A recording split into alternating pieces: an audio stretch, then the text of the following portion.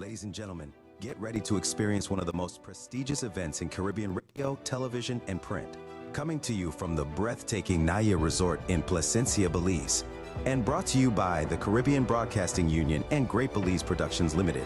We are excited to present the opening ceremony of the 55th Annual General Assembly of the Caribbean Broadcasting Union. Enjoy the show.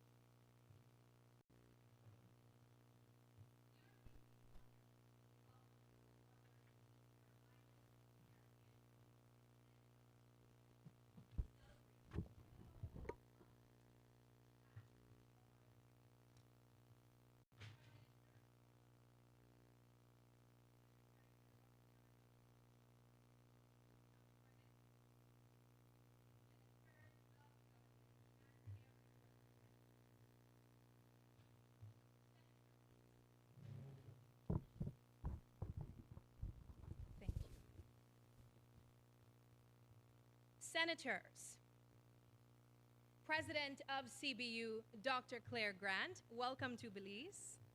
Secretary General of CBU, Ms. Sonia Gill, also welcome to Belize.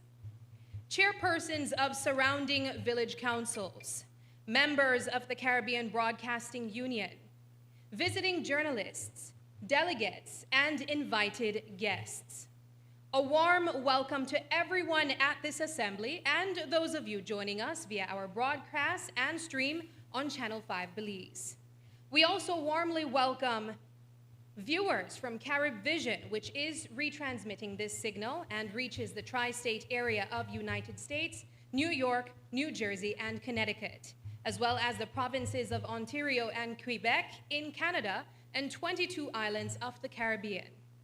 Additionally, a special welcome goes out to viewers tuning in through UETV, radio listeners on NBC Radio in St. Vincent and the Grenadines, and those watching our live stream via Healthy Caribbean Coalition's social media pages. Ladies and gentlemen, at this time, we pay respect for each member country and territory of the CBU represented here this evening with the Parade of Flags. The flags are being paraded by members of our Belize Coast Guard. Thereafter, please stand for the national anthem of Belize.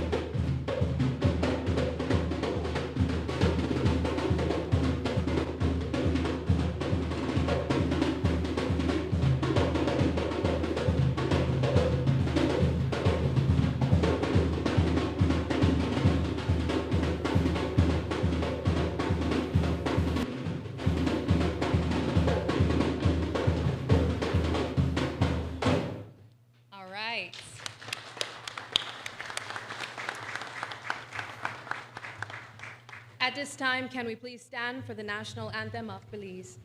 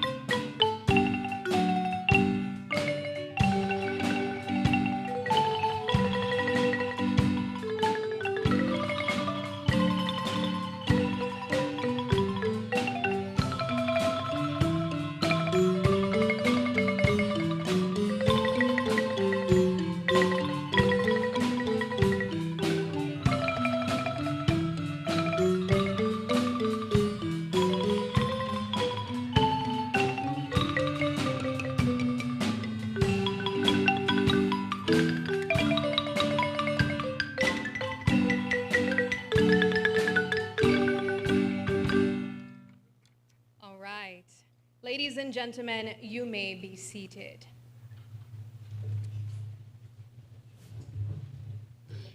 Also, thank you to the members of our Belize Coast Guard as well. A special acknowledgement also goes out to Los Hijos del West, who journeyed all the way from Benque del Carmen and Benque Viejo del Carmen. And if you don't know where that is, because I do understand that we have some guests here with us, that's about 3 hours away from Belize City in the western part of our country. Also on stage was the Urau drumming group, and both of these performers that you heard, you will be expecting later on in the show as well. The Caribbean Broadcasting Union is an influential nonprofit association representing public service and commercial broadcasters in the Caribbean, with a reach of over 4.8 million people in the region. Since its inception in 1970, the CBU has been dedicated to capacity building, training, and sharing live and pre-produced programming. It also focuses on media sector advocacy and support and promoting communication and information rights. As a regional institution, it is crucial in facilitating discussions and analysis to inform policy formulation on significant integration issues. The Caribbean Broadcasting Union has successfully organized the General Assembly since 1971, and we are thrilled to be hosting the 55th edition this year in Belize. I don't want to promise you guys, but it might be the best one yet. So to officially welcome you in true Belizean fashion and also continuing your cultural experience that I understand you guys have been enjoying for the past couple days, we invite to the stage the Urao drumming group, coming all the way from the city of Belmopan, our country's capital. However, their sound comes from the southernmost part of our country. So you might also be feeling a little bit of you might want to get up and dance. So we want to invite them over. Please give them a round of applause.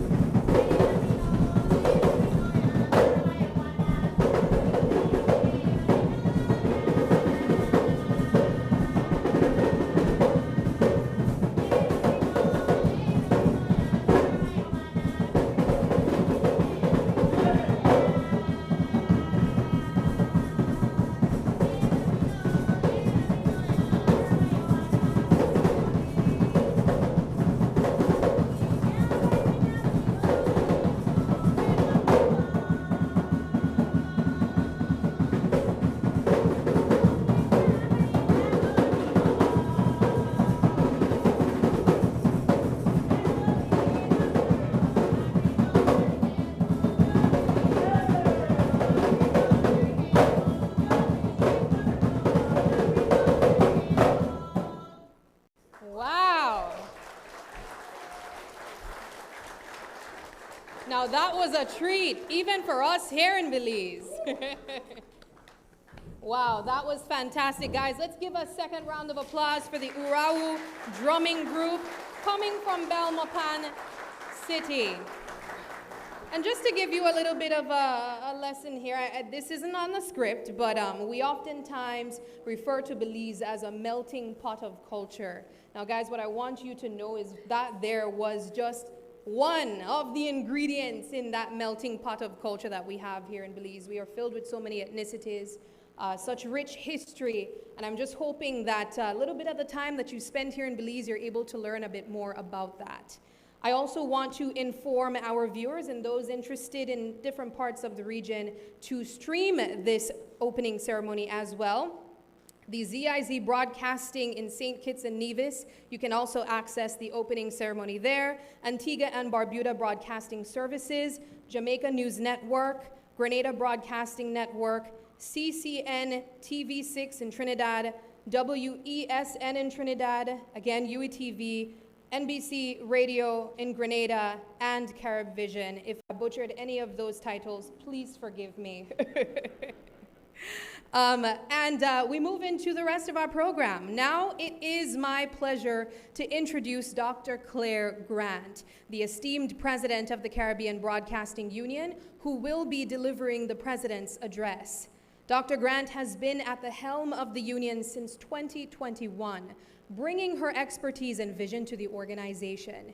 In addition to her role as president, Dr. Grant holds the position of deputy CEO at RJR Gleaner Communications Group. Ladies and gentlemen, CBU President, Dr. Claire Grant.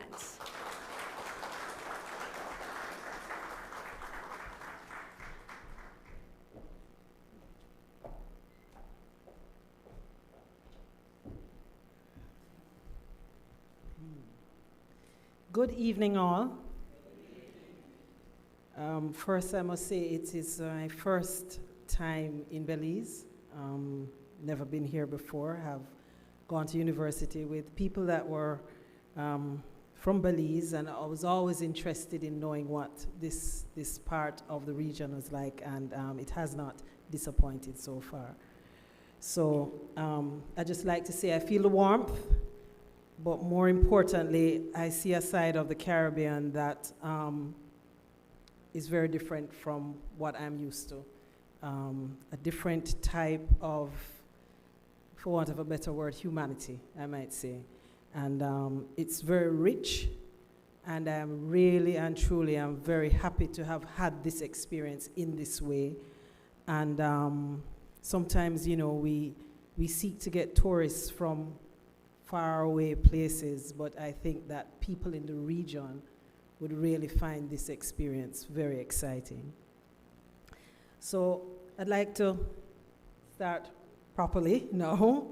Mr. Prime Minister John Bracino, CARICOM Secretary General Dr. Carla Barnett, members of the Cabinet and the Government of Belize, members of the Belize Judiciary, Senator Janelle Shonararo, I believe is also here, Dr. Colin Young, Executive Director for the Caribbean Community Climate Change Center, Mr. Christian Porter, CEO of the Public Media Alliance, Dr. Cleveland Slam, Communications Director of the Nature Conservancy Caribbean Division,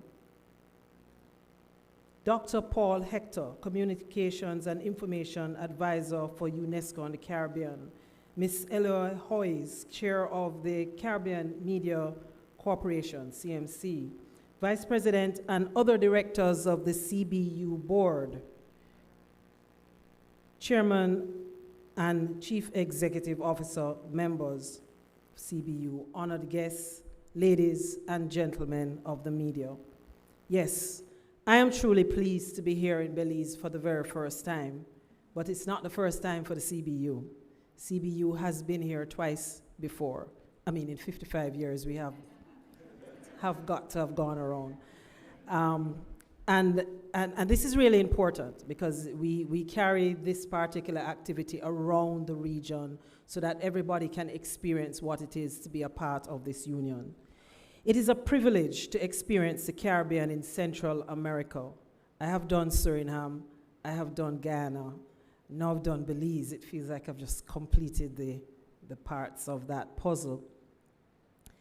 And yesterday we did the delegates tour, and I really have to say thanks very much to Director Marlene, has made this quite an exciting experience.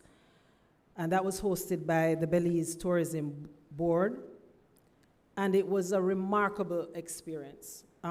We do chocolate in Jamaica too, but not quite the way you do it. We have spice in Jamaica too, and I've been to Grenada, but it's not quite the way you do it. And certainly the most exciting part of the journey for me, when I was at university, I majored in history. It was history and social sciences. I did history in high school, and we did a tour that I learned so much, and it was actually bringing to life things that you just had read about as far as Mayan culture is concerned, and everything to do with this part of the Caribbean. I cannot express in words just how rich an experience it was to feel, to touch, to see these things that we have been reading about, and now to see that, you know, it's something real. Also very important because we watch National Geographic and these other things, but to actually be here to touch and see these things live made a remarkable impression on me. And as I consider CBU's own journey since the 54th Assembly, which was in Antigua and Barbuda, and just to say, I'm sure this will be the best, as last year was the best.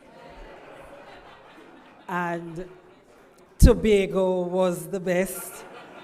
So, Anthony, where are you? Okay, shh, note to come.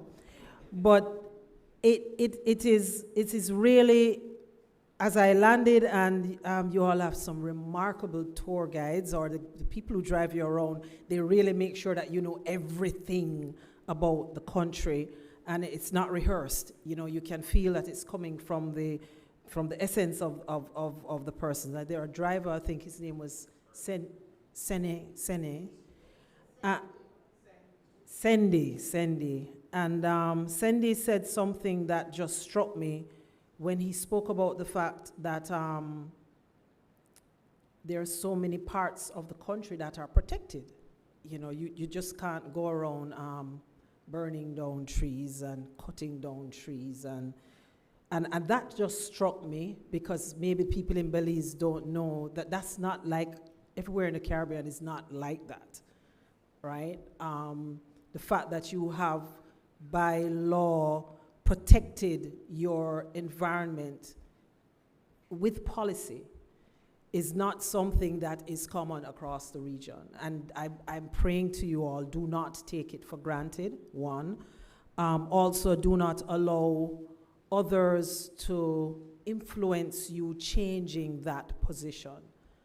Because as I walk around this particular property, and I'm aware of how hot it is where I'm coming from, and I understand that part of what we're feeling in the climate here has so much to do with the vegetation and the ponds and the rivers and everything that is allowed to be in its natural state. So I'm asking the people of Belize, do not take this for granted. And again, you will at some point, I'm sure, come up against the dilemma of development versus the environment. And I am comfortable in believing that Belize will make the right choice.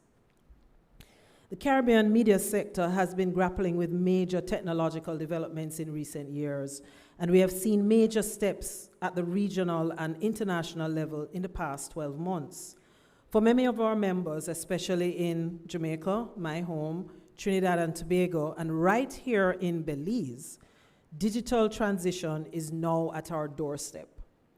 I have Jamaica has been first, but it is really important to note this is not something that we think is going to happen. It must happen. Analog transmission is past life.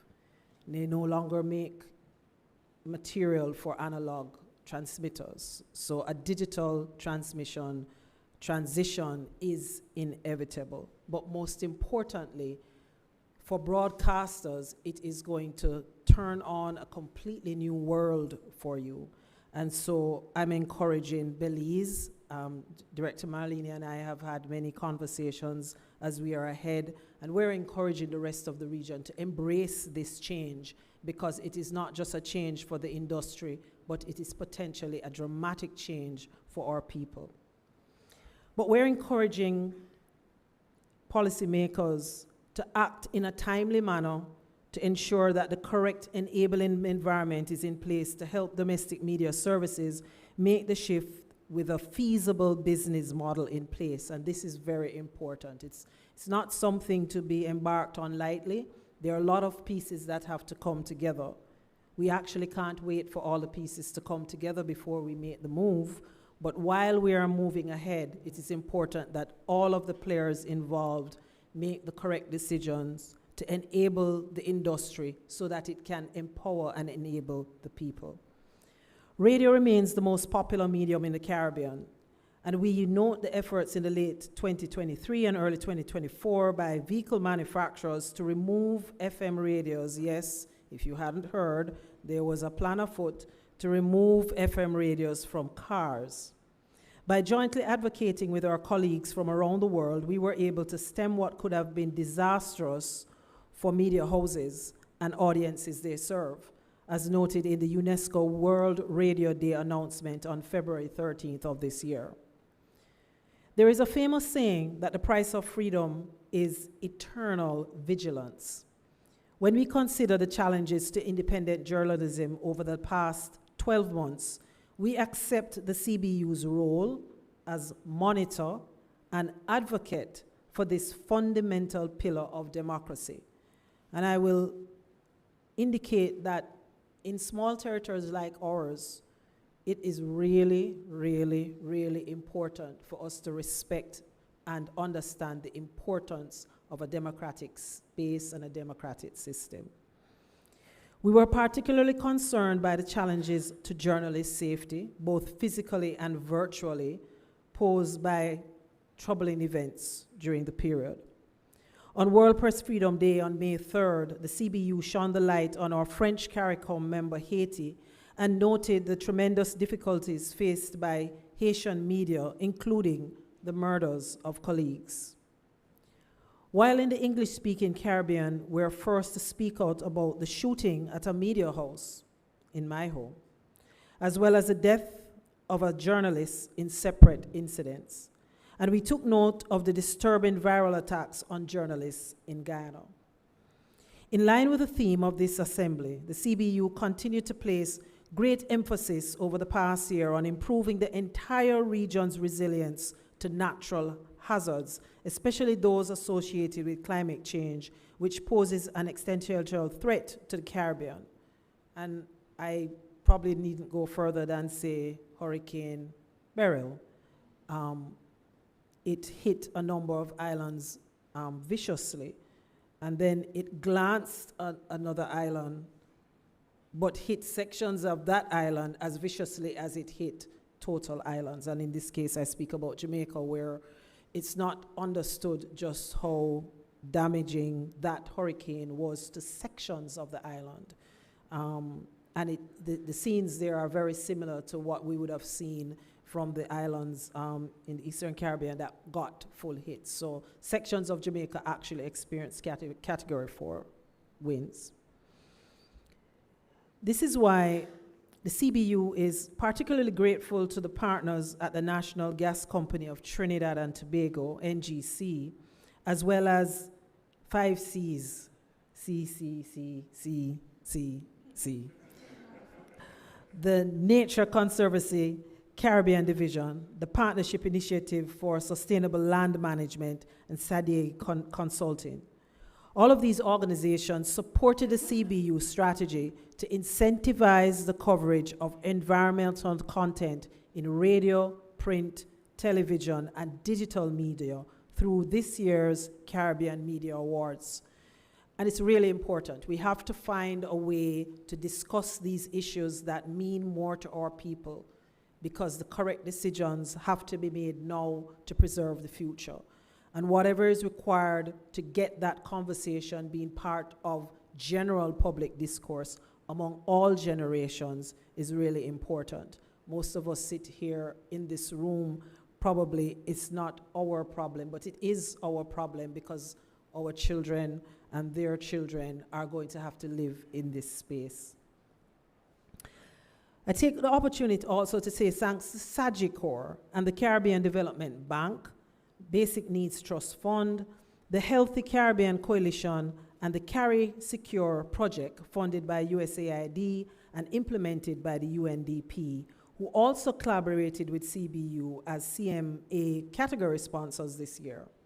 The past 12 months have also seen an extension of the work in promoting knowledge and skills in coverage of environmental issues with our long-term partner, the UN Office for Disaster Risk Reduction. The UNDRR, through the global project Media Saving Lives, has provided sterling support in capacity building. A lot of people don't know a lot of the work that the CBU does, but a lot of time is spent getting support in allowing us to be better at what we do, which is reporting and gathering news. Along with the more traditional workshop format of training, including an activity in partnership with UNESCO in February hosted by CBU member Carimac in Kingston, Jamaica, there have been other creative approaches. The UNDRR launched 2 co-production activities that bring together producers from around the world to collectively create content on disaster risk reduction. CBU is very proud of the contribution on sustainable tourism, which was launched during World Tourism Day forum conducted by the Caribbean Tourism Organization in September 2023. And as we speak, a producer from Trinidad and Tobago, member TTT, is in Bali, places I really want to go to, Indonesia, meeting with colleagues to plan a follow-up on a co-produced series. And this is very important.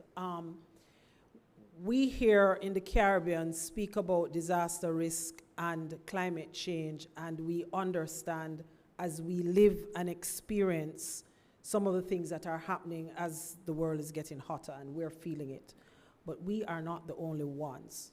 So all across the world, there are communities very similar to us who have very similar stories. And it is really very important that we connect with these people, because we have to speak in a larger voice. They're experiencing the same things that we're experiencing. So these exploits of CBU, which basically pull together people from across the world that have the same story to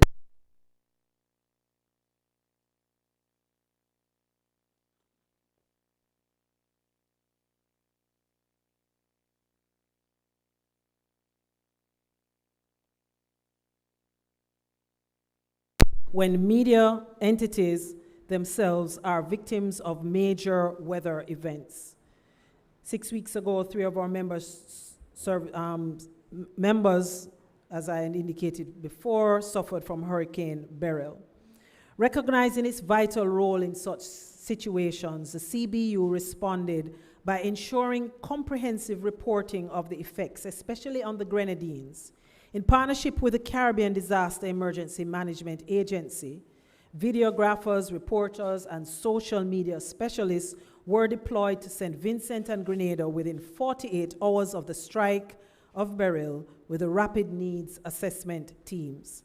And our member in St. Vincent reached out with a request for assistance, given the major communication challenges it was experiencing. Again, through the support of SEDIMA and the CBU Secretariat, we're able to acquire and relay to Kingston a satellite-based equipment to provide this member, National Broadcasting Corporation, with a reliable communication system. Everyone knows how significant this would be for a country that has been hit by a hurricane if you've experienced what it is. But what I think was more important about what happened is that was an opportunity for us to actually do what we are supposed to do as a union. That's why we're here. We're here to serve our members.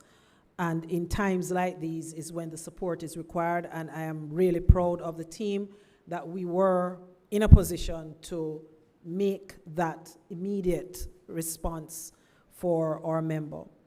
I pause here to note that CBU's member coverage of and partnership with this lead Caribbean agency is just a small demonstration of how much media positive attention is placed on the achievements of the community. It just goes to show that maybe this needs to be recognized by the political directorate in the region.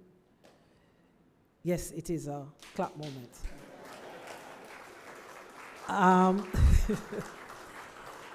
I will expand on this because the media is this amazing entity that's called the media that we refer to when we want to quarrel about something, because the media didn't and the media should have, and why didn't the media do? But there are times when the media does do and you don't hear, well, the media did.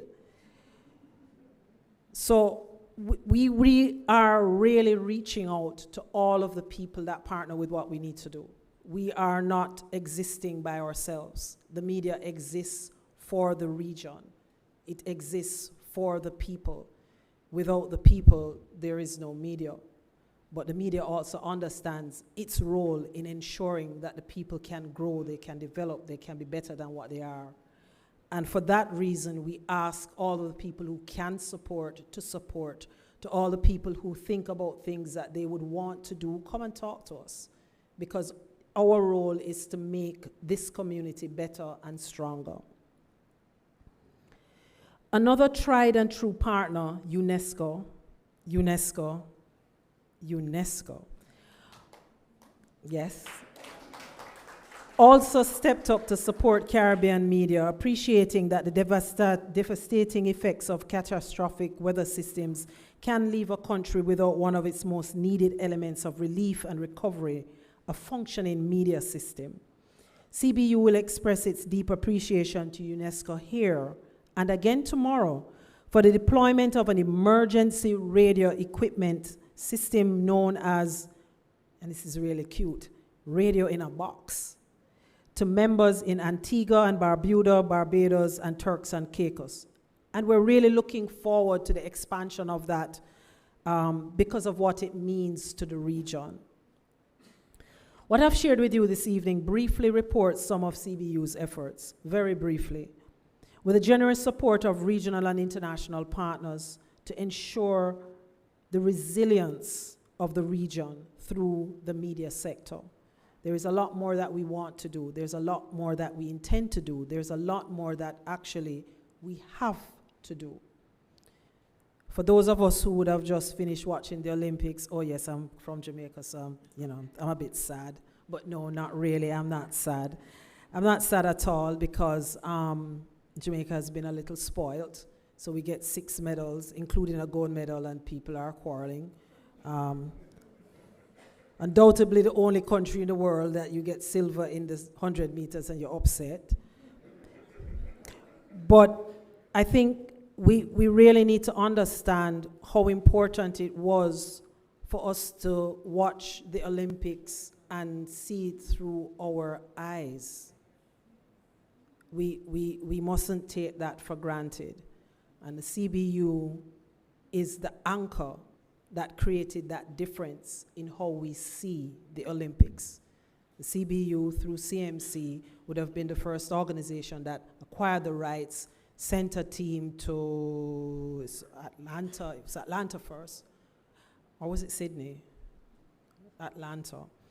And we covered it and were able to have people see the Olympics hear the story through our voices.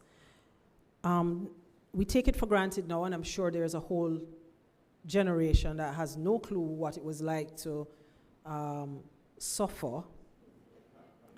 Suffer it was, watching the Olympics, seeing your person win, and have to get the interview of the person who came last because you weren't there, right? And it really, really, really is something that we mustn't lose sight of. It's an example of the significance and the importance of media in the region in changing the perspective of our people. We look and we want to be what we see. If we don't see ourselves and we're not able to see how we can do things differently and better, then we will not aspire to be different and better. I tell people that West Indies cricket is suffering from not being on free-to-air TV, and people laugh, but it's a fact. It's a fact. So I used to be up at 3 o'clock in the morning watching cricket with my father and understood how important this experience was. So that doesn't happen anymore. And I mean, fortunately, Usain moved to track and field, but Usain Bolt wanted to be a cricketer, right? And I bring this up because it's really important as we look to the future in some of the things that we want to do, that we understand that CBU is going to be marching forward in letting everybody understand the importance of our people seeing themselves in our media. I have this platform to say we're eating American apples, peaches and plums, and American pears, because that's what we see on television. We don't see golden apples. We don't see jackfruit. We don't see, we call it naseberry, what you guys call it, sapodilla. We don't see those things on TV as a part of somebody's household that they pick it up in the kitchen in their basket and they eat it. That's subliminal marketing that changes cultures. It changes people's interpretation and impression of themselves. So these are some of the things that we are going to endeavor to support, to change the narrative around who we are as people so that we can see who we are as people. As I reflect on the theme of resilience in the context of this assembly, we invite you and our partners to accept the critical importance of the regional media sector. And in our board meeting today, we spoke about the business of media. And today, what I want you all to think about is we talk about the regional media sector often. We're industry. That is what we are. It's a business. It's an industry. It is something that is no different from people who are in engineering or people who are in medicine or people who are in anything else that you would call an industrial. Media is an industry as well. It has a really large ecosystem that can create millions of jobs.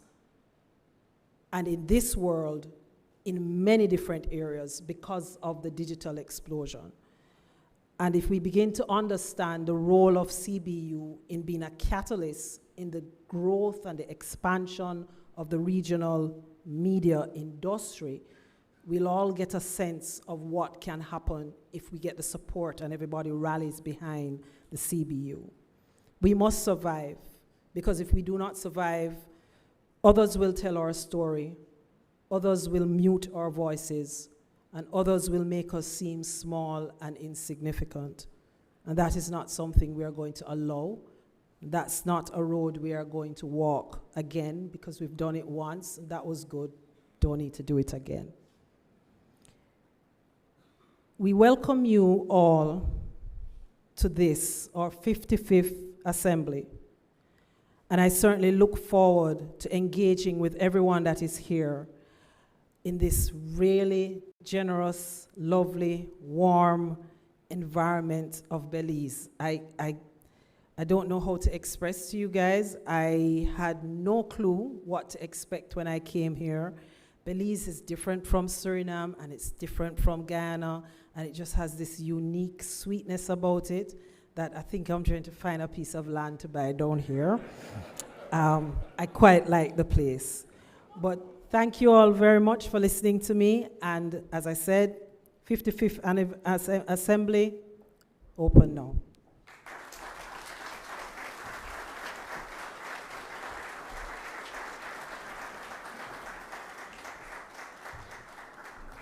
Thank you very much, Dr. Grant. Well, if you're interested in purchasing a piece of land, I know a lot of people would tell you Placense is a great place to be, but if you're looking to really chill out in the countryside, you can purchase a piece of land beside me in Boral Boom.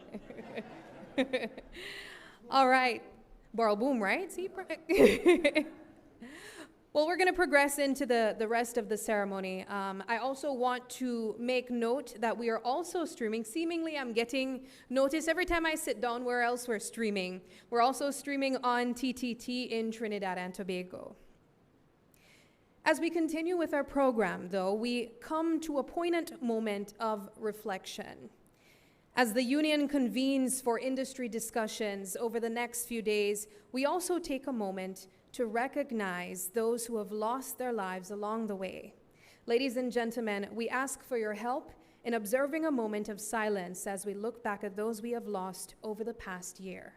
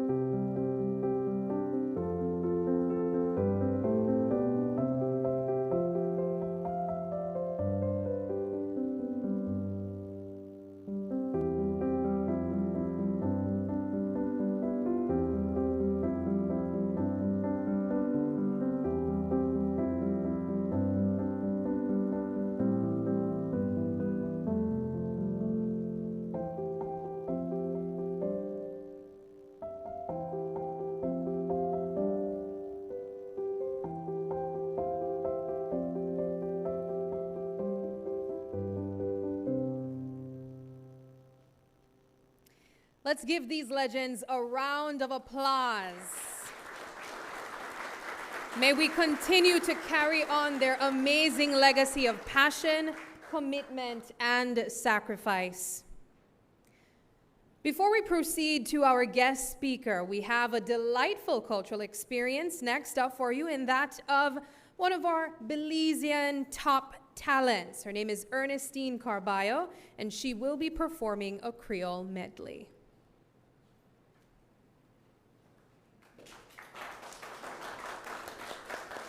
Beautiful. Hello, microphone check. Beautiful good night to everyone. And I'm very happy to be here to entertain you all. They call me the Belizean Soca Queen. So yeah, I'll be doing 2 of our broke down music by our legendary Miss Leela Vernon, as giving back to her and Belize culture. All right. When Belize gal come out, then I come out fi play. When Belize gal the out, then the out fi party time away.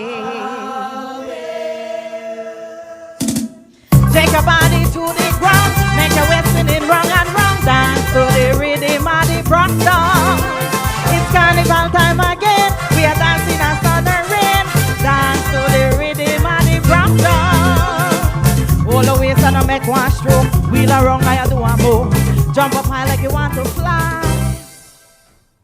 Raise a foot and kick and high. Did you walk to the walk? Wap and galang, did you walk, walk, walk? Wap and galang, did you walk, walk? Wap and galang, did you walk, walk, walk? Wap and galang, did you walk, walk? Wap and galang, did you walk, walk, walk?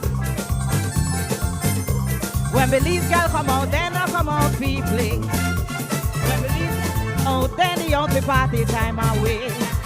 Shake a body to the ground, make a western in wrong and wrong. Dance to the rhythm of the brock song. It's carnival time again, we are dancing a sun or rain. Dance to the rhythm of the brock song. All the way so no make one show, wheel around like you do a move. Jump up high like you want to fly. Raise a foot and kick her high. I wanna know who say Creole no got no culture. Rhythm.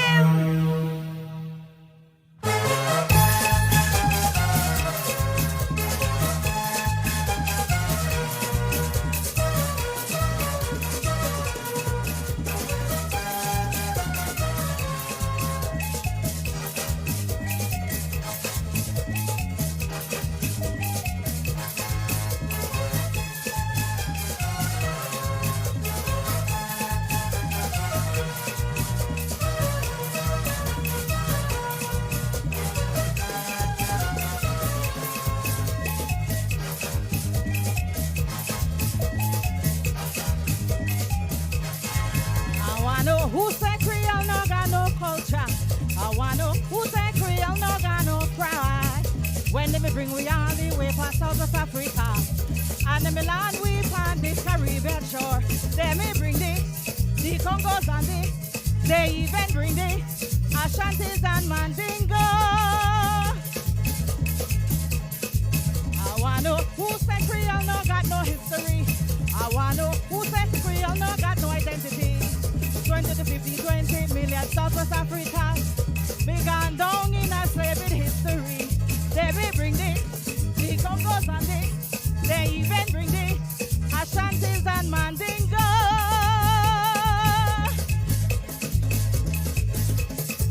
I want to know who say Creole no got no culture. I want to know who say Creole no got no pride. When they bring we all the way from Southwest Africa, and them land we on this Caribbean shore. They may bring the Congos and they even bring the Ashantis and Mandingo. Give me, give me, give me, give me, give me, give me, give me, give me. You don't like it? You don't like the rock down music?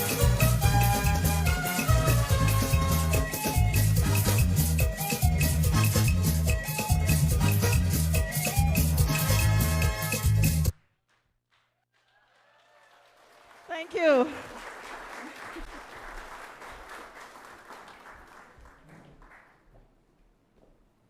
Yeah, Ernestine will definitely make you want to dance. There's much more of that. I can't promise that you won't want to take off your shoes by the time she has her final performance, though. All right, well, we now hear from Dr. Carla Barnett, and the 8th Secretary General of the Caribbean Community, an economist with over 30 years of professional experience in the region, including having served as Deputy Secretary General of CARICOM Secretariat, Deputy Governor General of the Central Bank of Belize, Financial Secretary of the Government of Belize, and Vice President of Operations of the Caribbean Development Bank, blazing a trail as the first woman appointed in these positions. And of course, even though she's here in a professional capacity, we also want to brag and say that, you know, she's here back home in Belize. So ladies and gentlemen, our guest speaker tonight is Dr. Carla Barnett, Secretary General of CARICOM.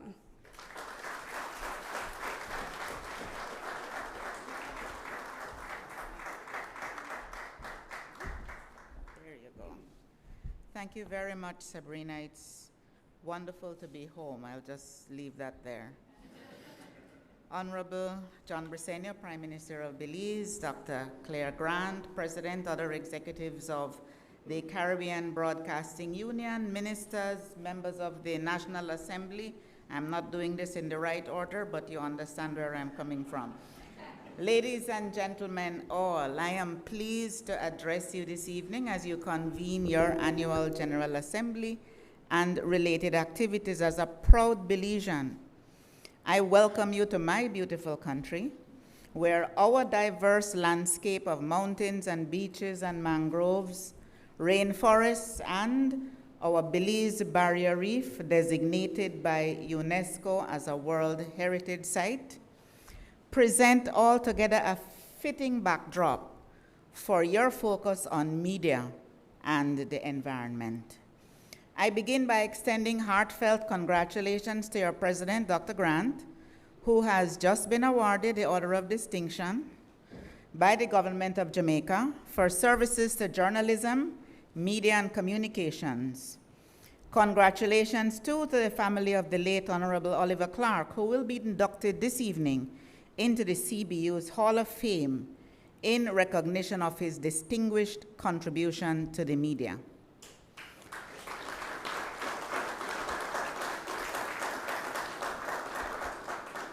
Ladies and gentlemen, as we gather this evening, the memory of the record-breaking early season weather system named Beryl and its devastating extensive impact on several member states of the Caribbean community, forcing the postponement of the 43rd regular meeting of the conference, is fresh in our minds and will no doubt feature in discussions throughout the week.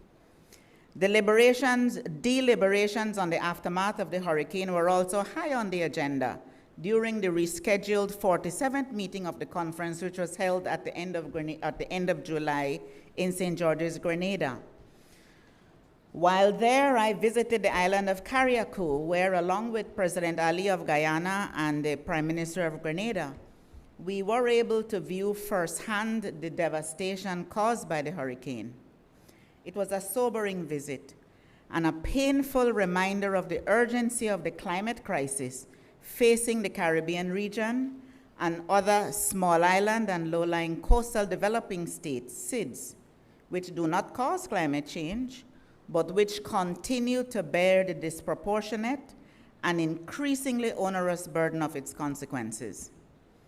Data from UNESCO show that 30.7 million people were displaced globally by natural disasters in 2020. In the Caribbean, the extensive destruction of our nations caused by the passage of hurricanes is a familiar refrain.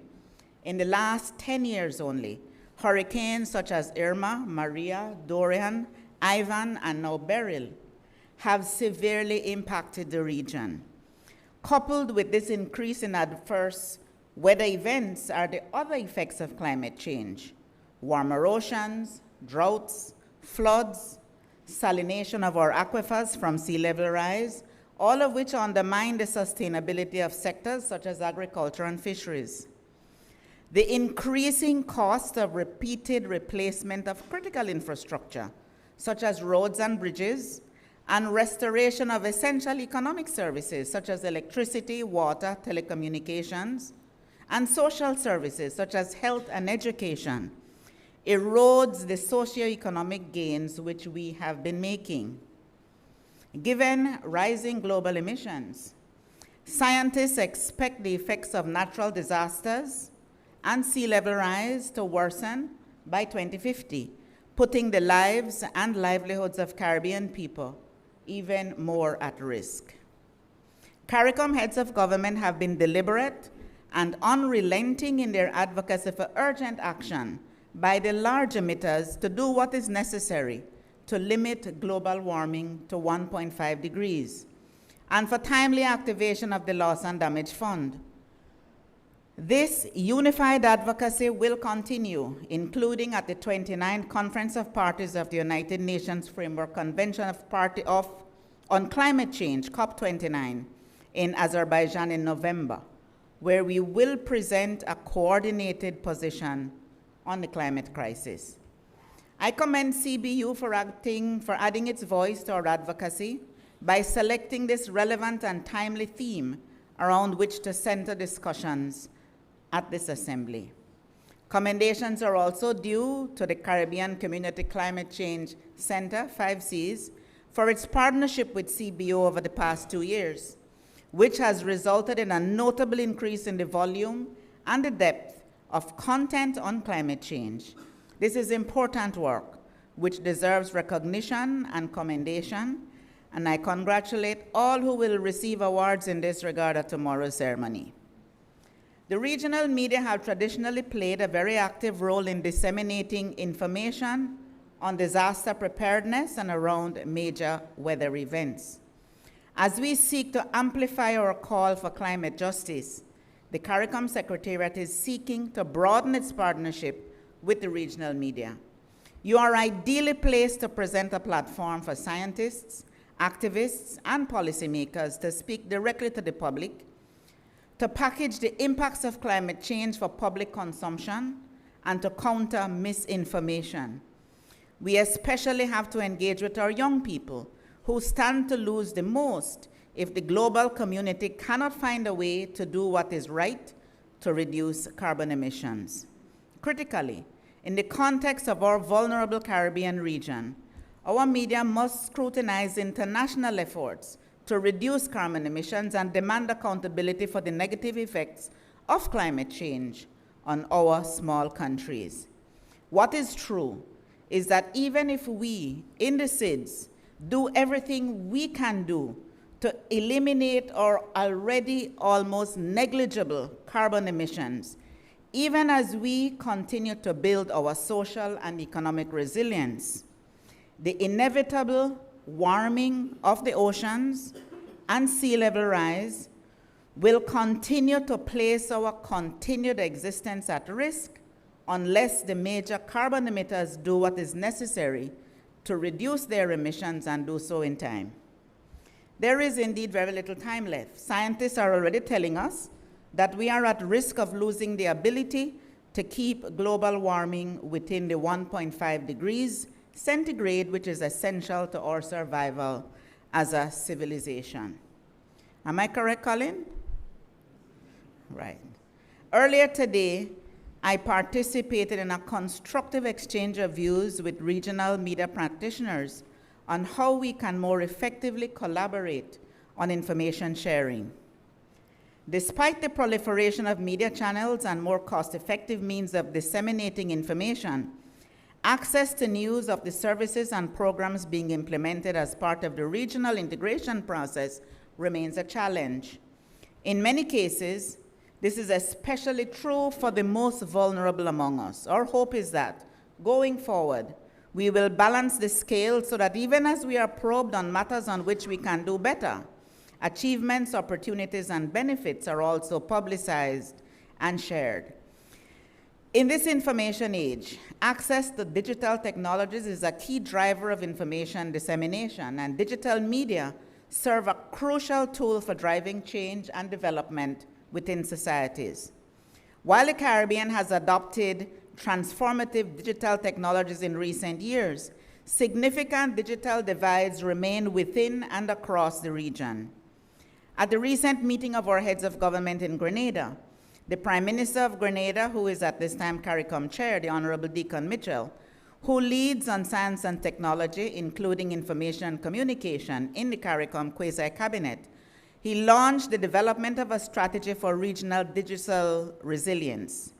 This strategy will focus on digital integration, infrastructure and connectivity, workforce skills development, and the necessary policy and regulatory framework. Our expectation is that this strategic focus will help to equip the people of the region to participate robustly in initiatives to improve competitiveness, boost innovation and growth, build our resilience to cyber attacks and other risks. This is especially critical for young people as they prepare to lead the region. Importantly, today, August 12th, is the International Observance of Youth Day under the theme, From Clicks to Progress, Youth Digital Pathways for Sustainable Development, drawing attention to the pivotal role of young people in harnessing technology to advance sustainable development. Distinguished ladies and gentlemen, this year, CBU is marking its 54th anniversary. Its longevity and impact are due, in large measure, to the organization's responsiveness to the dynamics of the sphere within which it operates, exemplified, for example, by its development of a social media policy framework for the Caribbean. The CBU actively engages on the work of the Secretariat, including on the Council for Trade and Economic Development, or COTED, and as a member of CARICOM's ICT cluster of institutions, which are advancing the CARICOM single ICT space. We look forward to the continued robust participation of the organization and its membership in the important conversations about the digital future of the region. This includes raising awareness of the need for our countries to make the leap to cutting-edge technologies. This is necessary to support distance education, provide access to specialized medical diagnostics, emergency messaging, and security, improve digital literacy skills at all levels, utilize the great potential of artificial intelligence, paying due regard to the need for ethical content creation and usage, more effectively integrate the use of digital capabilities in the delivery of public services across the region, and support the region's drive for the necessary rollout of 5G and its continued evolution to improve and modernize operations in both the public sector and the private businesses. I wish you a very productive 55th Annual General Assembly and look forward to increased collaboration with the CBU and the regional media to advance the interests of the men, women, and young people of the Caribbean community. Thank you very much, ladies and gentlemen.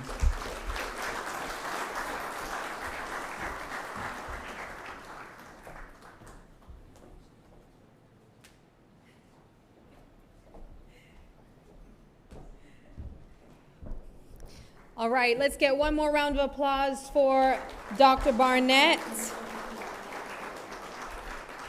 And we hope you have also been enjoying your time back home. I don't know if you were a part of any of the excursions so far, but I mean, you know all of this, right? I also want to take an opportunity to recognize just some of the key points that you mentioned. I don't want to take time from our other guest speaker that will be coming on, but I do want to say that I appreciate you underscoring the impacts of climate change in the region, but of course highlighting an opportunity for us to partner with the media, for CARICOM to partner with the media as well. So I'm hoping that we all hold each other accountable after this opening ceremony as well. Now for our feature address for this event. Ladies and gentlemen, this evening we will also be graced with the esteemed presence of the Prime Minister of Belize, the Honorable John Briceño. Prime Minister Briceño is the 5th Prime Minister of Belize. In addition to his role as Prime Minister, he holds key responsibilities, including Minister of Finance, Economic Development, Investment, civil aviation, and immigration, and he also has the responsibility of broadcasting. Previously, he served as Deputy Prime Minister and Minister of Natural Resources and Environment. He is renowned for his leadership in the People's United Party and significant contribution to Belizean politics. Furthermore, he has played a pivotal role in environmental initiatives, demonstrating his commitment to the preservation of Belize's natural resources and sustainable development. Help me now, ladies and gentlemen, to invite to the podium to deliver the keynote address to our audience, the Prime Minister of Belize, the Honorable John Briceño.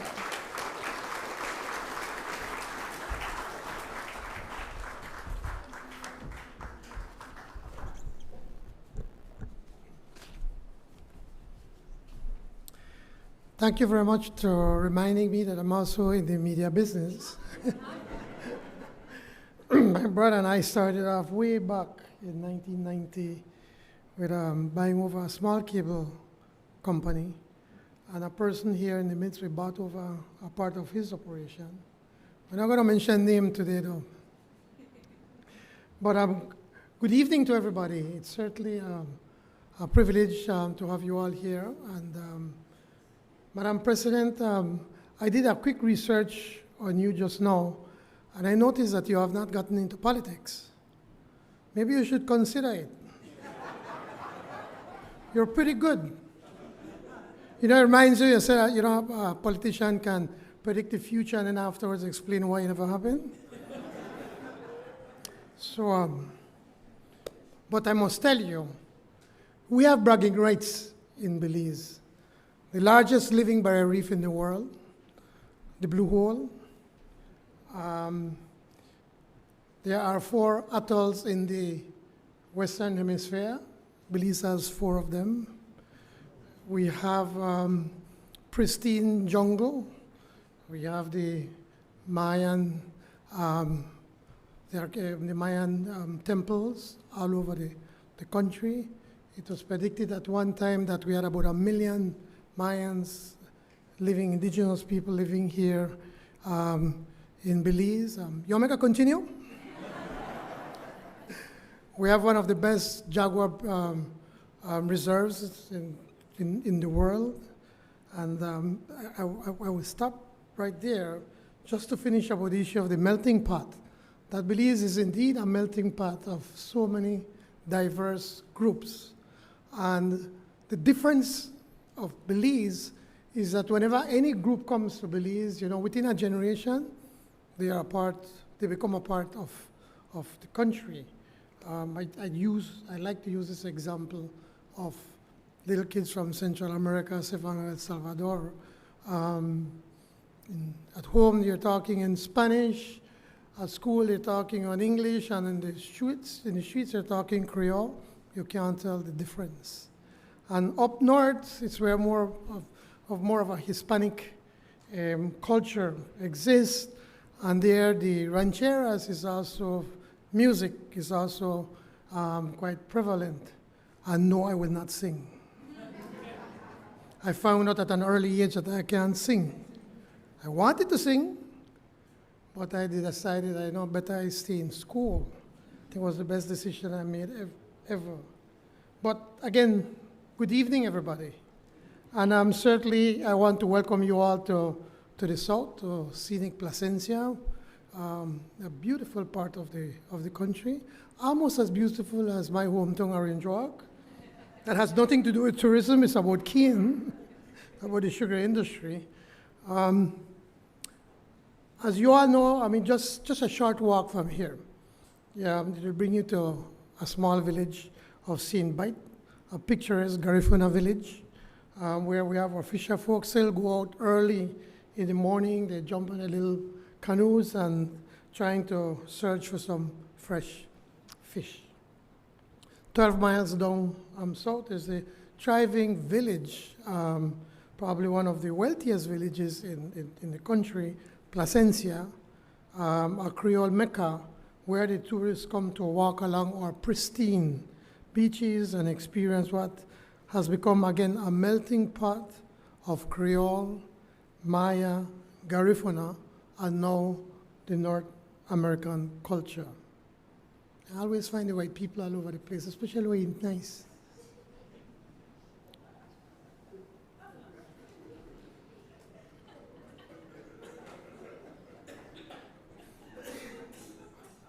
I see Stuart one disappear. But he's Belizean, 100% Belizean. You have really, honestly, ladies and gentlemen, you all have really picked a good place to hold your 55th annual general meeting.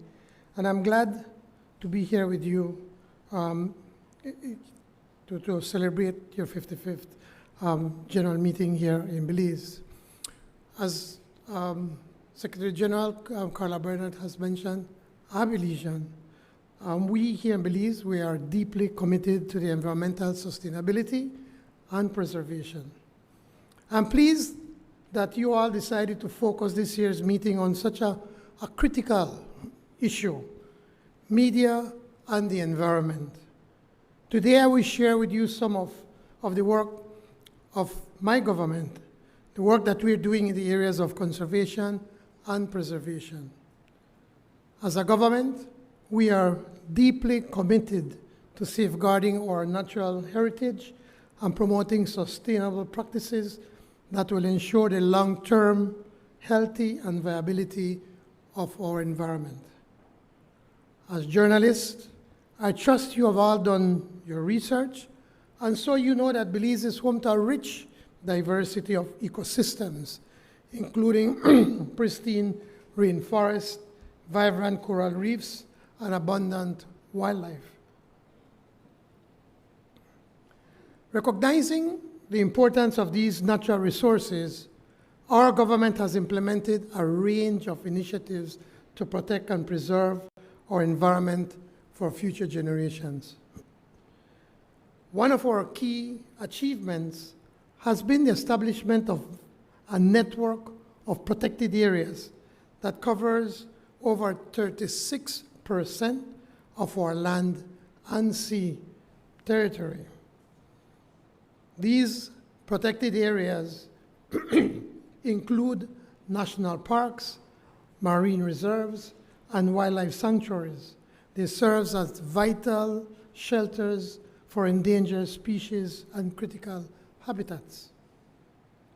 Of course, we have to ensure strong enforcement measures and community engagement to combat issues such as illegal logging, poaching, and unsustainable fishing practices that threaten our biodiversity. Because of our stewardship and recognizing the need to do more, we have partnered with international associations to put in place facilities to safeguard our natural resources, which we consider a crucial part of our natural patrimony.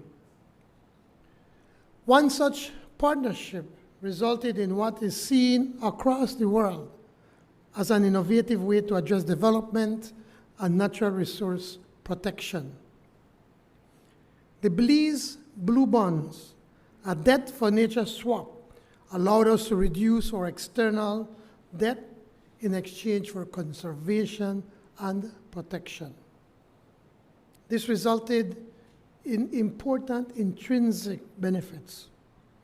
One significant benefit was to avoid default and to meet debt obligations. Another major benefit was to place Belize as a credible leader in innovative approaches to private climate finance and conservation. Our government was able to leverage the success of the Belize Blue Bonds transaction to negotiate new deals for nature and climate financing. During this transaction, we managed to reduce a debt from over $500 million US dollars to $363 million US, and at the same time set up a trust fund with $20 million that we hope that by 2040 will be at $100 million US. And here is something else that's exciting. Government along with its international partners, are co-designing a project finance for permanence for marine and coastal areas in Belize. By 2025, resilient, bold Belize, that is what we are calling it, should raise about $80 million for conservation, effective management, and livelihood security. Belize, in its turn, I think is required to put, I think it's over $20 million to add to the $80 million for the PFP. Today, Belize continues to be a global leader in demonstrating its commitment in valuing nature and integrating nature into its economic plans for development. For us, a healthy coastal and marine environment is paramount. The core of our conservation commitment then is to deliver outcomes that benefit the Belizean people and nature through building what we now refer to as a nature-positive economy. Belize has also been a global leader in marine conservation, particularly in the protection of our barrier reef system. As the second largest barrier reef in the world, the Belize Barrier Reef is a UNESCO World Heritage Site and a critical marine ecosystem. For many of you here tonight, this may be hopefully not your only opportunity to experience a vibrant, living barrier reef. And I encourage you to make the time to go out and dive or snorkel the reef. For those who can, you should try to experience our great blue hole. As I mentioned earlier, Belize has 3 of the 4 atolls in the entire Western Hemisphere, so find the time to go to see what we believe is one of the great wonders of our beautiful planet. And if there are anybody that loves fly fishing, these are some of the best places in the world that you have for fly fishing. But I digress. So let me leave the tourism promotion to others, and let me get back on track. Carla, they laugh with that. Back on track. Stay on track. We just finished a political campaign where it says stay on track. And people did stay on track. I'm digressing. Please forgive me. I'm trying to get Stuart to laugh, but I laugh, man, Stuart.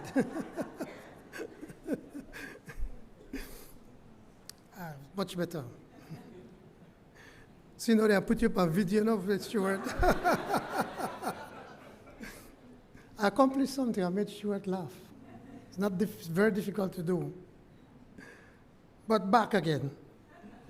Through partnerships with local stakeholders, with NGOs, and through international organizations, we have implemented measures to reduce pollution, regulate fishing activities, and enhance coral reef resilience in the face of climate change.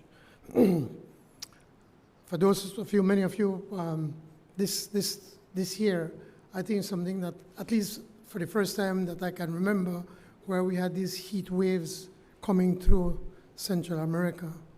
And it was horrible. I don't know if in the Caribbean it was as bad, but it was really bad here in Central America. And for the very first time, we had massive forest fires that we have never experienced before. We'd have some of them out in the mountain parage, but in this instance, we had some massive forest fires up in the down south, in the indigenous area, where we do a lot of slash and burn. And especially when it's very, very hot, the wood is already extremely dry. And so in many instances, those fires used to get out of control, and we had to send the BDF and the police. Everybody had to go down south to try to see how we could control these areas. Thankfully, there was no loss of life, and I think probably maybe 1 or 2 homes were lost, but a lot of crops and seeds for our indigenous people was burnt during that time. And so it's something that we have never experienced, and I hope that it is not going to be something that's going to happen in the years to come. It got so hot that the wires from BL, they got so hot that they burst out in flames. So we were having a lot of a lot of blackouts in many instances, and some of it is of no fault of BTL. It's simply BL, but it's simply because of the changes of climate change, and makes us start to realize of what is to come if we can't turn things around. So, in addition to our protected areas, Belize has also taken significant steps to promote sustainable tourism and responsible development. Our government has implemented regulations to ensure that tourism activities are conducted in an environmentally friendly manner, minimizing impacts on sensitive ecosystems and wildlife. For instance, for too long, Belizeans felt that mangroves, are a waste of time. We have, it brings a lot of sandflies, and we need to get rid of it so we could have a good look at the view of the sea. But now more than ever, Belizeans are realizing how important it is to protect these mangroves. They protect the coastline, they protect against erosion. It creates a vibrant marine ecosystem. And Belizeans are starting to now realize why it's so important for us to be able to protect these ecosystems. And so by promoting these eco-friendly practices and supporting community-based tourism initiatives, we are striving to balance conservation with economic growth. Our government is also committed to addressing climate change through the promotion of renewable energy, sustainable agriculture, and climate-smart policies. By investing in clean energy projects, promoting forest conservation, and enhancing climate resilience in vulnerable communities, we are working to mitigate the impacts of climate change and build a more sustainable future for all Belizeans. I'm extremely proud of the progress we in Belize have made in the areas of conservation and preservation. And I wish I could take that credit all by myself, but it is something that has happened decades ago, and that here we are now today, where Belizeans can really, truly feel and appreciate the importance of conservation and preservation. But of course, there's still much work to be done. And I must say that we have done it not all by ourselves, but with the help of our local and international partners who share our commitment to this cause. For this reason, we invite all stakeholders, including you, the media, civil society, and private sector, to continue to partner and join us in our efforts to protect and preserve our environment. Together, we can ensure that Belize remains a beacon of biodiversity and sustainability for generations to come, and by extension, the Caribbean. Ladies and gentlemen of the press, I took the time to go through this tonight because I want you to know what we have done and continue to undertake in the pursuit of the preservation of our diverse and fragile ecosystem. I say this to you because you have the ability to shape public awareness and understanding of the environmental challenges we face across the Caribbean. This, my friends, is not an overstatement. Each of you have in recent years witnessed and reported on the devastating impacts of climate change, hurricanes, deforestation, pollution, and the loss of biodiversity on our fragile ecosystems. The Caribbean region with its rich biodiversity and vulnerable coastal communities, is particularly at risk. You must then, as broadcasters and media professionals, use your platforms to raise awareness about these pressing issues and advocate for sustainable solutions. From highlighting the impacts of plastic pollution on our oceans to showcasing innovative renewable energy projects, the media plays a crucial role in shaping public opinion and driving positive change. By amplifying the voices of environmental activists, scientists, and policymakers, we can foster a greater sense of urgency and collectively, responsibly towards protecting our planet for future generations. My challenge to you as you go about your work is to commit to using the power of the media to promote environmental stewardship, sustainable development, and climate resilience across the Caribbean. I am sure I speak for leaders across our region when I say that we are ready to collaborate with you. We want to share best practices and leverage our collective influence to drive meaningful action on behalf of our environment. Distinguished guests, including our esteemed Secretary General, ladies and gentlemen, and yes, friends, the CBU is crucial to our efforts to highlight development challenges shared by the small island development states. You who have been on the front lines know our susceptibility to natural disasters, to vulnerability, and to external shocks. You know all too well our region's excessive dependence on international trade, our fragile environments, and increasing anthropogenic change. We need your assistance to give voice to the daily challenges we in the Caribbean face and the urgent need for the developed world to assist. I wish you a most impactful conference. I challenge you to harness your skills and talents for the betterment of our environment and our shared future. Muchas gracias y que disfruten su estancia en Belize, which means please enjoy your stay here in Belize. And the girlfriend is what? Sorry, May? Thank you very much.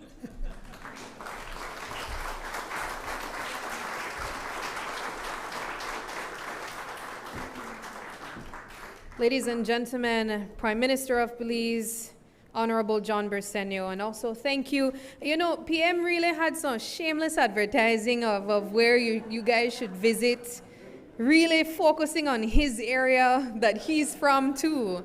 But I have to say, apart from that, I really appreciated that you focused also on the things that we are doing and the way that we are leading the change in climate change. So I'm hoping that we can continue along that path and of course use our media platforms, as you said, to continue to share and inspire other regions to do their part as well, because we often highlight when we go to these conference of the parties is that it's these large emitting countries and regions that are doing all of the damage, and then of course the small island developing nations are the ones paying the price. Example, Hurricane Beryl, having a hurricane of that magnitude so early in the hurricane season as well. All right, well, as we continue to provide you with snippets of our very rich culture this evening, I know you guys enjoyed them at the start of the ceremony, so we want to have the attention back on Los Hijos del West, and as I mentioned, they come all the way from Benque Viejo del Carmen, which is about 3 hours away from Belize City. So ladies and gentlemen, please, Los Hijos del West.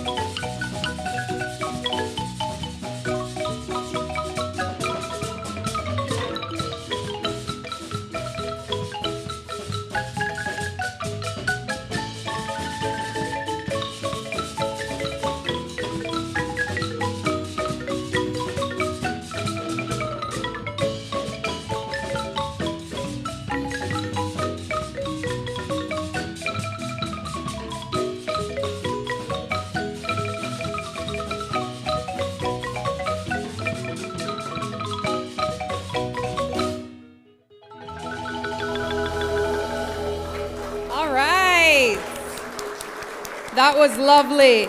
Again, that was Los Hijos del West, coming from Benque Viejo del Carmen, but actually they just came back from Mexico yesterday. They were, of course, using their talent and sharing just a bit of Belize's culture in Mexico as well. All right, ladies and gentlemen, it's time for the presentation of the President's Award and the introduction and the induction of the Hall of Fame awardee. Dr. Livingston White, a senior lecturer and former director of the Caribbean School of Media and Communications, CARIMAC, at the University of the West Indies Mona campus, will be guiding us through this segment of the evening's program. With over 25 years of experience as a consultant and conducting research and training for various local and regional Caribbean-based development and government agencies, including the Caribbean Disaster Emergency Management Agency, SEDEMA, the Organization of Eastern Caribbean States, Turks and Caicos Islands Government, and the Ministry of Health and Wellness in Jamaica. Dr. White is well versed in this field. Please join me in welcoming Dr. Livingston White to the podium to lead us through this part of the program.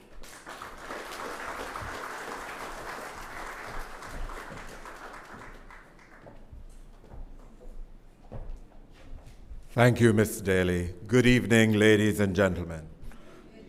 The Caribbean Broadcasting Union's President's Award is made in recognition of an individual or institution's contribution to the work of the CBU as an organization and to its members.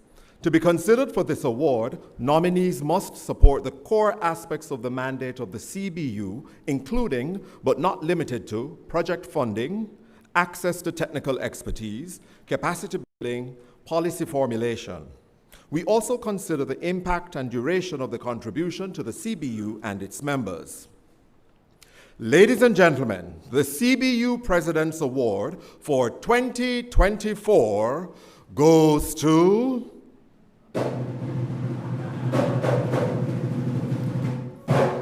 the Caribbean Community Climate Change Center.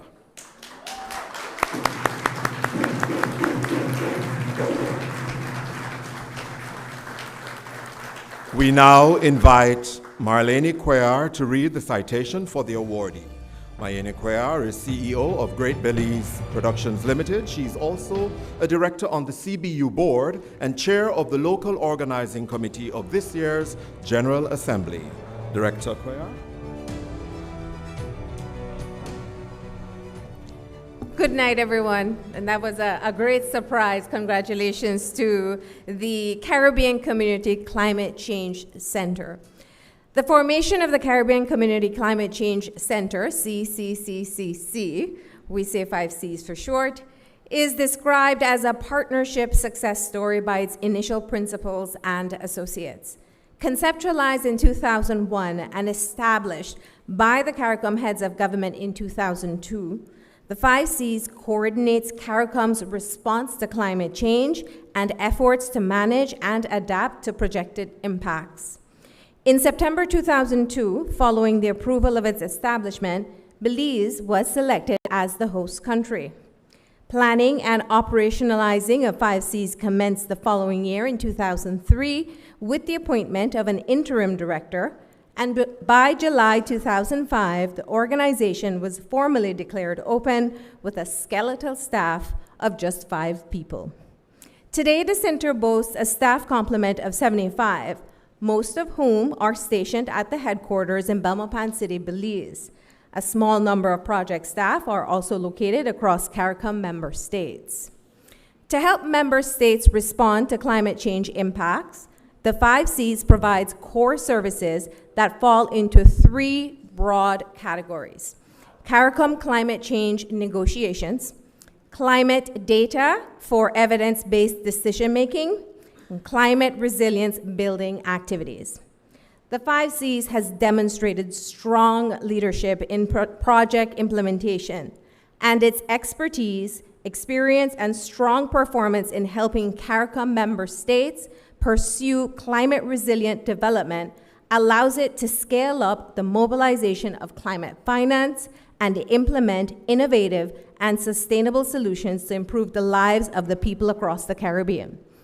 At the same time, it takes pride in its successful strategic partnerships with key institutions and organizations in the regional and global arena. Throughout its lifetime, but particularly in the last decade, 5Cs has recognized the inherent value of partnerships with regional media sector. Not simply in an instrumental way of using media organizations to issue its messages to desired audiences, but also in building the capacity of media professionals and institutions. The partnership with the Caribbean Broadcasting Union was formalized in 2018, and 5Cs made an impactful contribution to the CBU Assembly that year in Kingston, Jamaica. The significant expansion of the collaboration came in 2022 when 5Cs engaged with CBU in a multi-pronged partnership of in-person media sensitization, public outreach, and the introduction of multimedia categories in the 2022 Caribbean Media Awards. The finale of the media sensitization was carefully planned to align with the CBU Assembly in August 2023, when more than a dozen journalists and producers from around the region were invited to a high-level sensitization session coordinated by the 5Cs under the Intra-ACP GCCA Plus project, Enhancing Climate Resilience in CARIFORUM countries. This phase of the partnership culminated in the awards gala addressed by the 5Cs Executive Director, Dr. Colin Young, which was beamed and streamed to an audience in the English, Dutch, and Spanish Caribbean. Because of the foresight of the organization, media professionals who had been exposed to the technical experts as well as the impacts of climate change for the people of the region were able to accept their rewards in person.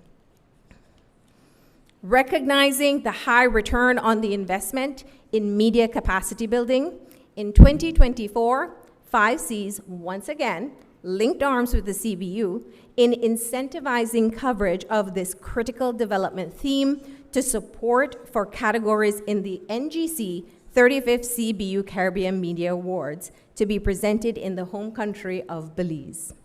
To enhance the capacity built and expand the knowledge base, once again, nominated entrants in the Caribbean Change categories were brought together with high-level expertise to grapple with the concepts and impacts of climate change in a workshop conducted in 5C's headquarter country in Belize in August of 2024. That was today. Nearing its 20-year anniversary, the 5Cs is poised more than ever to carry out its mandate to coordinate CARICOM's response to climate change, thanks to the continual support of its partners worldwide, among which the CBU is proud to be numbered. For its appreciation of the value of partnership with the region's media and for its sterling efforts to build capacity to ensure public awareness and effective action to address climate change, 5Cs is highly deserving recipient of the CBU 2024 President's Award. Thank you, Director Marlene. We invite CARICOM Secretary General, Dr. Barnett, to present the award, which will be received by Executive Director of 5Cs, Dr. Colin Young.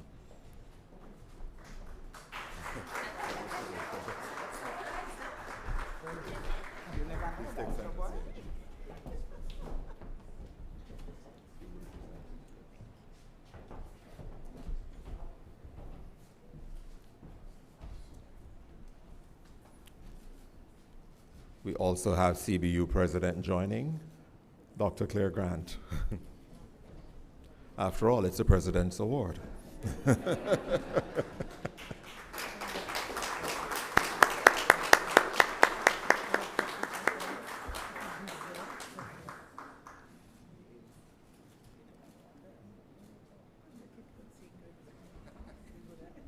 Thank you, Dr. Barnett. Thank you, Dr. Grant. And Dr. Young, your response?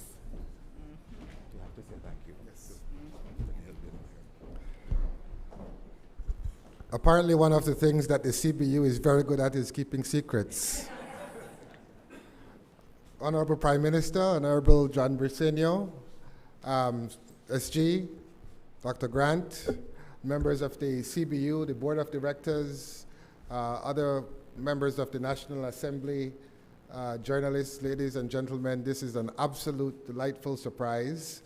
I did not expect this at all. And apparently Marlene have somebody in the 5 Cs from which she was able to gather quite a bit of information. I think one of the things that Steve Jobs said, sometimes you can't connect the dots going backwards. You could only you can't connect the dots going forward. You could only do that going backwards. And sitting in the front row here is the Prime Minister, who will tell you that had it not been for his efforts and that of the then Prime Minister, Said Musa, who was able to work with the CARICOM leaders and particularly the Prime Minister of Barbados, the 5 Cs would not have been hosted in Belize. So Prime Minister, thank you very much for your efforts. And now almost 20 years later, we are about to celebrate the 20th anniversary of a CARICOM institution that was, in a sense, hosted in Belize because of the efforts of the current Prime Minister. The 5 Cs has, as Marlene said, been quite instrumental in helping to build climate resilience, but we recognize as well that there's a massive gap in the public's understanding of climate change and the effects of climate change. And we have a responsibility to help to change knowledge, attitudes, and practices of people to become more resilient to the effects of climate change that the UN has now called the single greatest threat to humanity, and to what the Prime Minister and the SG and Prime Ministers and Presidents all across the Caribbean refer to as an existential threat to our way of life. And we do so through strategic partnerships. And it is because of these strategic partnerships that we've been successful. To date, the 5 Cs, by the way, is a self-funded institution. It is one of 2 CARICOM institutions that does not receive subventions from member states. But to date, we have mobilized and invested over $250 million across CARICOM in building climate resilience. We manage a portfolio today of $168 million in 12 countries, and we have a pipeline of projects that we hope to get funded within the next 2 to 3 years of $500 million that we're mobilizing to build climate resilience across the region. We hope to showcase our achievements next year at the 20th anniversary of the 5 Cs. But I'm here at this wonderful surprise because I want to thank and congratulate the CBU, who we are planning to hitch, I think you said linked arms, Marlene, for quite a while, because you are an indispensable partner, Dr. Grant, you and your team, in reaching almost 5 million people across the region. There's no other entity that has the expertise, that has the reputation, that has the reach, that has the know-how, stories told by us for us, than the CBU. And linking arms with you over the last, since 2018, but particularly over the last 2 years, is paying rich dividends by encouraging our journalists, our media professionals in print, in media, in digital, in TV, in radio, in showcasing the plight of our people, the effects that climate change are having on our lives and our livelihood, the injustice that is being caused on our people by those who are responsible for causing climate change. Your role is absolutely indispensable. You have to let us, to allow us to have you tell this story in a way that touches not just our lives and our hearts, but that pushes those who are most responsible to do more and do more faster. So thank you to the CBU. We are committed, as long as I'm at the 5 Cs, to have this event of having climate team awards every year. So that's for the journalists in the room and those listening by streaming to get your stories ready for next year as well. So once again, on behalf of our board of directors and all my staff at the 5Cs who do a tremendous job in serving our countries, at the end of the day, I like to say we do this because lives and livelihoods are at stake. It's an absolute pleasure to be here. Thank you for this award. We sincerely appreciate it. Congratulations to Dr. Young and his team at the 5Cs. And now, the 2024 CBU Hall of Fame induction. On behalf of the chair of the CBU's Hall of Fame selection panel, Shida Balai, former CBU president, I am pleased, as deputy chair, to present the 2024 Hall of Fame inductee. Our 5-member selection panel also included Gary Allen, Group Senior Executive, Corporate and External Affairs, RJ Arglina Communications Group, Jamaica, inducted into the Hall of Fame in 2022 and CBU past president. Guna Kuman, former manager ATV Telesur Suriname and former member of the CBU board, and Carletta Olivier, former CEO NBC Radio St. Vincent and the Grenadines and former member of the CBU board. To be eligible for the induction into the Caribbean Hall of Fame, the candidate must have attained outstanding achievements accumulated over a period of 20 or more years in categories related to service to media. These categories include presentation, production, engineering, marketing, or general management at the national, regional, or international levels. Other categories include policy formulation, planning and research to refine media practice in the region, and advocacy to advance the cause of Caribbean media. This year, the Hall of Fame selection panel recognizes Oliver Clark as the 2024 Hall of Fame inductee. To read the citation, please welcome former president of the CBU, former CEO of Great Belize Productions Limited, and CBU Hall of Fame awardee 2011, Mr. Stuart Crone.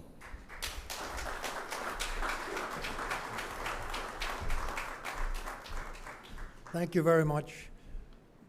Before reading the citation, I can't help but make a few short remarks.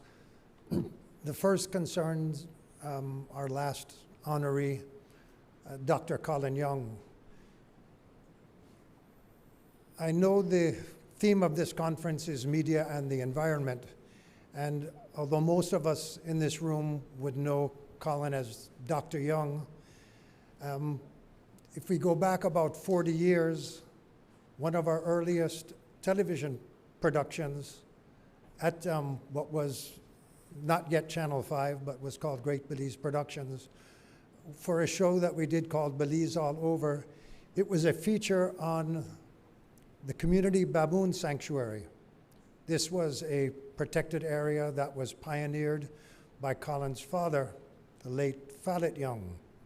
But the star of the show was none other than a 10-year-old Colin Young, whose smile back then was just as big as the smile you saw displayed here. So Colin, he has all the academic credentials, but we know that from his upbringing, his heart was in the environment from before he was 10 years old. So congratulations again, Colin. And to follow up on a theme that the Prime Minister opened with, although I am not a conspiracy theorist, I want to know why they chose the Belizean white man to read the citation for the Jamaican white man. Perhaps it's a coincidence, perhaps not. Anyway, with your financial prowess and strong business instincts, you turned around the fortunes of the grand dame of Caribbean print media, the Gleaner Company, establishing it as a financially strong organization, now celebrating its 190th anniversary and boasting the accolade of being the longest continuing publication in the Americas. Under your stewardship, the organization expanded to morning and afternoon publications in Jamaica, as well as in Canada, the United States of America, and the United Kingdom.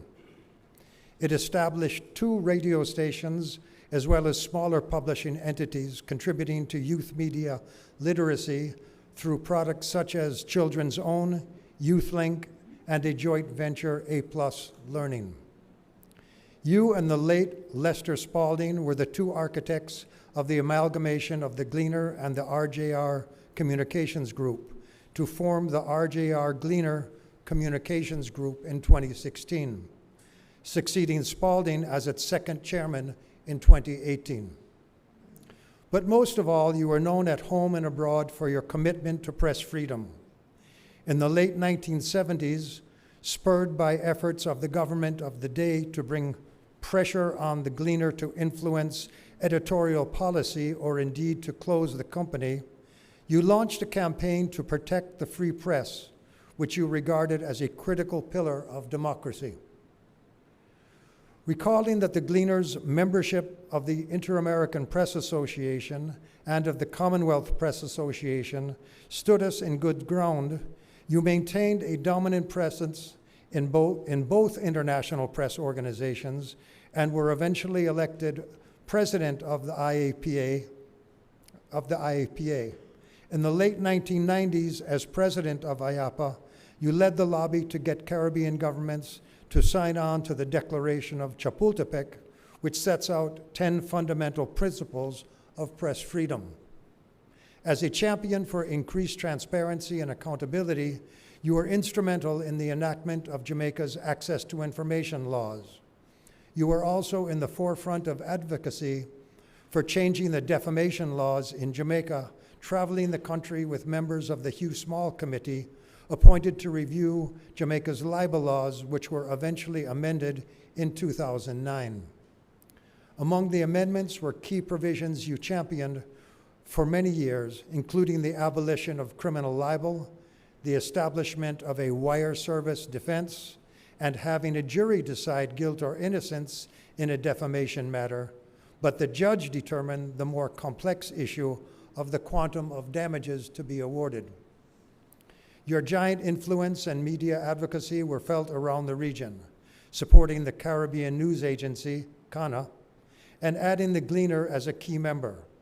You eventually went on to become CANA chairman, as well as a director of the Caribbean Media Corporation. You also offered tangible and moral support to fellow publishers across the region. You will be long remembered for your publishing peers for taking on the Maurice Bishop-led People's Revolutionary Government of Grenada after it shut down several private newspapers and jailed journalist Alistair Hughes. In 1996, you were one of the 4-member team of Caribbean media leaders to stage an intervention when the Basdeo Panday government launched a campaign against the Trinidad Guardian, demanding the firing of its editor-in-chief. Until the end of your career at home and abroad, you stood firm in fostering democratic governance, prosperity, and social equity through your fierce advocacy for press freedom in the Americas. The CBU is honored to celebrate this career and legacy by your well-deserved induction into the Caribbean Media Hall of Fame.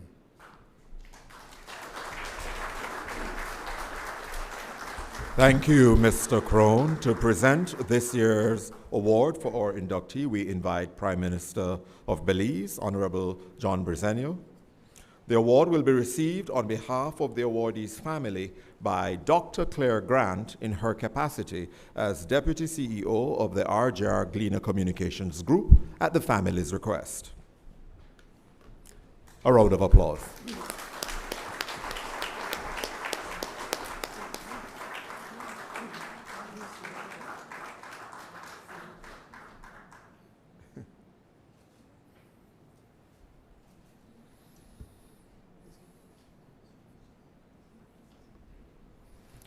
Thank you, Prime Minister and Dr. Grant.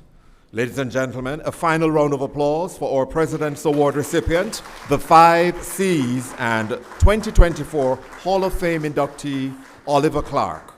Over to you, Ms. Daly.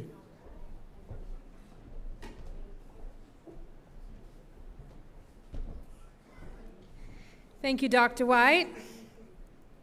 At this time, I invite the Vice President of the Caribbean Broadcasting Union, Richard Purcell, to deliver the closing remarks.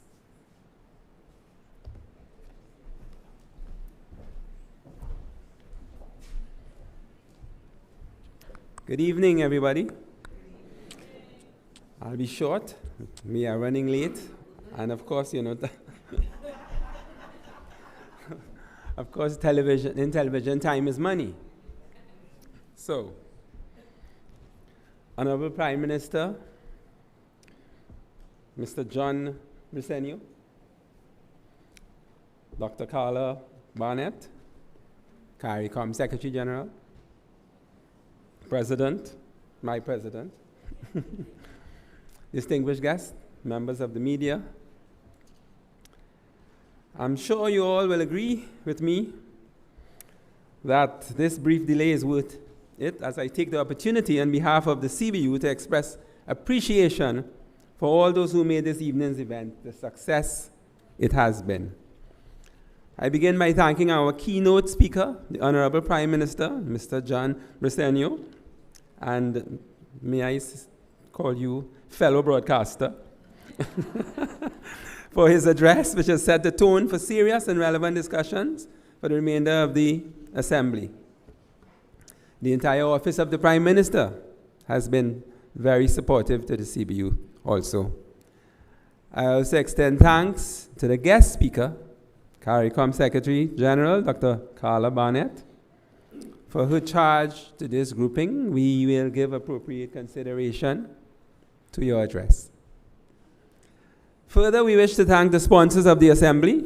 These include Eutelsat, the local sponsors, Belize Tourism Board, Belize Sugar Industry, ASR, Fortis Belize Limited, Belize Broadcasting Authority, Belize Airport Authority, Public Utilities Commission, and the Government of Belize.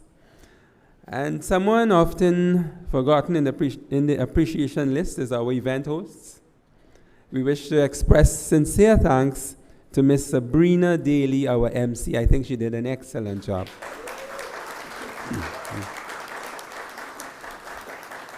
And last but not least, I take this opportunity to thank the local organizing committee, led by the indefatigable chair, Ms. Malini Quillar, and fellow director of the CBU. Malini, you and your team did an excellent job, excellent.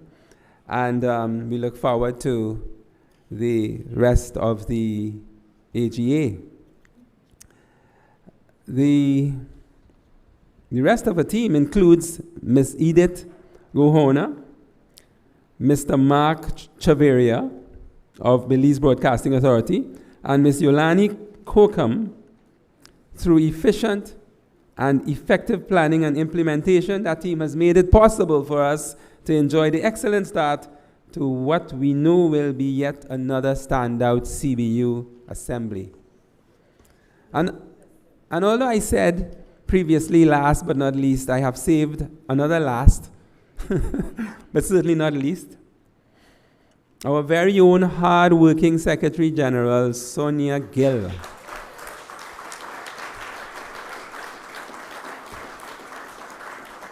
Affectionately called Field Marshal Gill.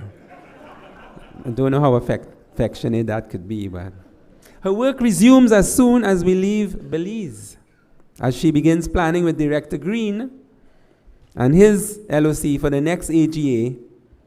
Well, let me not say where it will be. That's a surprise that's coming up. But, so thank you, Field Marshal Gill. And thank you all, and please join us at the poolside reception. Thank you all very much.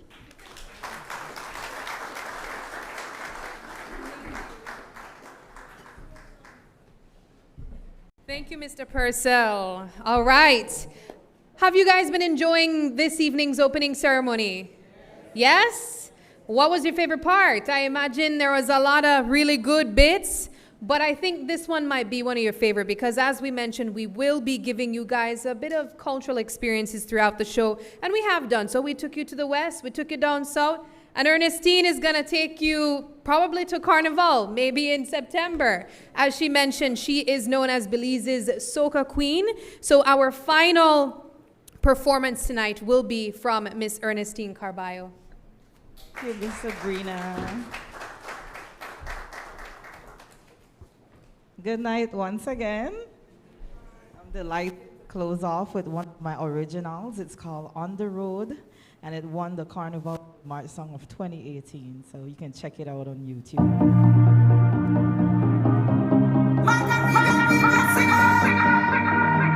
Guess where you find come Carnival Day, behind a big truck in the party, and I will be jumping Carnival Day. We no care who talking for way. 'Cause I know what is my mission in life. It comes from this time, and I will fulfill all of my destiny in a carnival life. On the road, on the road, on the road, on the road again. That's where you will find me and my soca friends. On the road, on the road, on the road, on the road again. We no care who talking for way. On the road, on the road, on the road, on the road again. That's where you will find me and my soca friends. On the road, on the road, on the road, on the road again. Partying from start all the way till the end. Listen now, it's time of the year again. They shouted me name again. They want me to lead the parade. They want me to mash up the stage. They say there is none like you that can tell me what to do.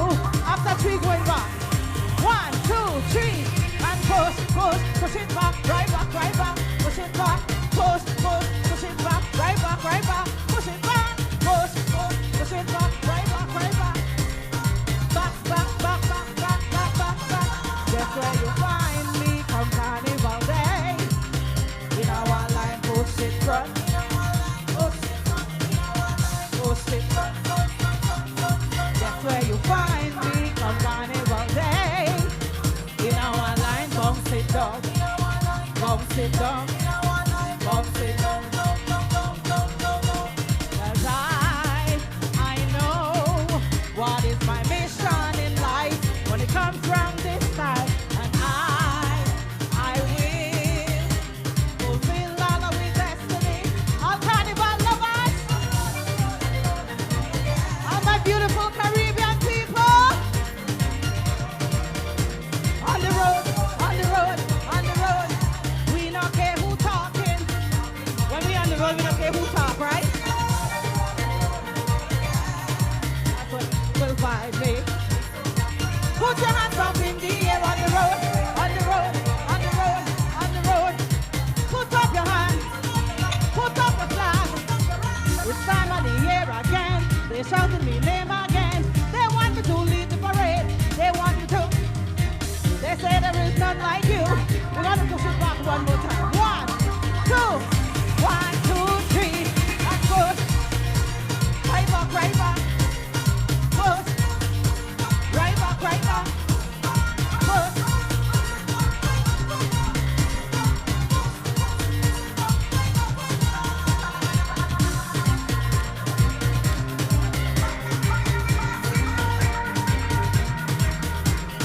Push it back, push it back, push it back, push it back, back, back, back, back, back, back, back, back. Thank you all, and enjoy our beautiful country Belize. Thank you, Ernestine. Ernestine, I want to have the trust that you do. You really knew how to gauge, to push it back enough, not to push it back off the stage. I need that type of faith. Well, ladies and gentlemen, as I mentioned, we are winding down in the show, so we have come to the juncture of where we will be taking that official photograph. So we will be inviting to the stage Prime Minister, CARICOM's Secretary General, CBU members, and award recipients. Please come to the stage for your official photograph.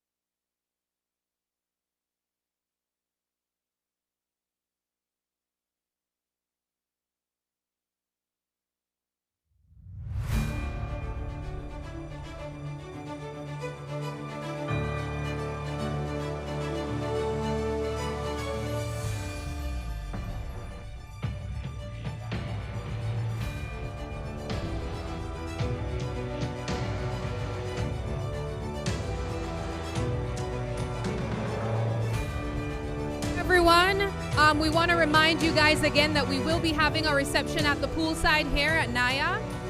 Thank you guys so much for joining us, both here in person and through our live broadcast. We're definitely still enjoying a conversation now.